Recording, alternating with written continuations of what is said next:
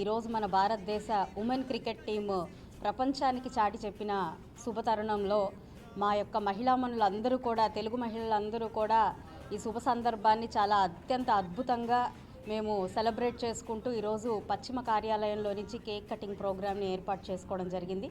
ఒక చిన్న పార్టీని మేము మహిళలందరూ కూడా యావత్ భారతదేశంలో ఉన్న మహిళలందరి తరఫున కూడా ఈరోజు ఈ యొక్క సందర్భాన్ని సంతోషకరంగా సెలబ్రేట్ చేసుకుంటూ ఉన్నాము. మరి మహిళలు అందులోనూ క్రీడల్లో ప్రపంచ కప్ని సాధించడం అంటే అసాధారణమైన విషయము.